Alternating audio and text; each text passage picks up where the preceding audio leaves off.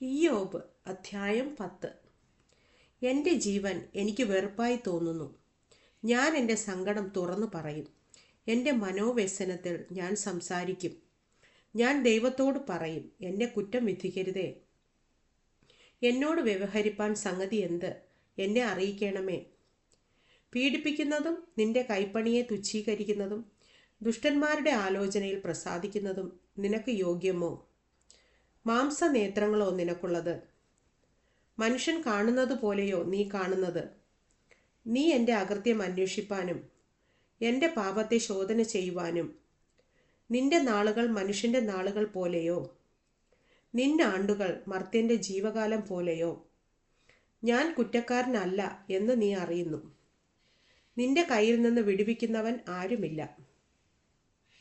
നിന്റെ കൈ എന്നെ ഉരുവാക്കി എന്നെ മുഴുവനും ചമച്ചു. എന്നിട്ടും നീ എന്നെ നശിപ്പിച്ചു കളയുന്നു.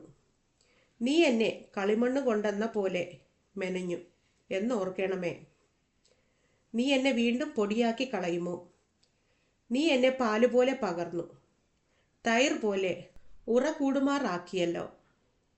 ത്വക്കും മാംസവും നീ എന്നെ ധരിപ്പിച്ചു. അസ്ഥിയും ഞരമ്പും കൊണ്ട് എന്നെ മെടഞ്ഞിരിക്കുന്നു. ജീവനും കൃപയും നീ എനിക്ക് നൽകി. നിന്റെ കടാക്ഷം എൻ്റെ ശ്വാസത്തെ പരിപാലിക്കുന്നു.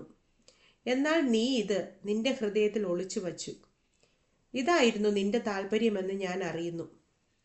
ഞാൻ പാപം ചെയ്താൽ നീ കണ്ടുവയ്ക്കുന്നു. എൻ്റെ അകൃത്യം നീ ശിക്ഷിക്കാതെ വിടുന്നതുമില്ല.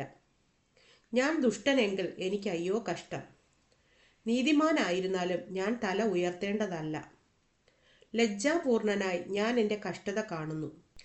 തല ഉയർത്തിയാൽ നീ ഒരു സിംഹം പോലെ എന്നെ നായാടും. പിന്നെയും എങ്കൽ നിന്റെ അത്ഭുത ശക്തി കാണിക്കുന്നു.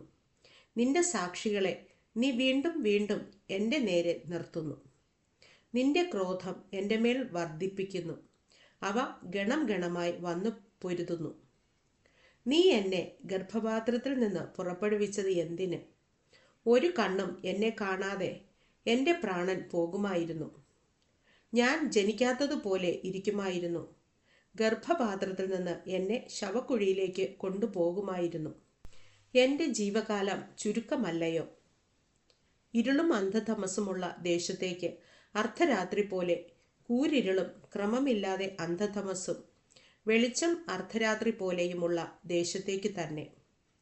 മടങ്ങി വരാതെ വണ്ണം പോകുന്നതിനു മുമ്പേ ഞാൻ അല്പം ആശ്വസിക്കേണ്ടതിന് നീ മതിയാക്കി എന്നെ വിട്ടുമാറണമേ.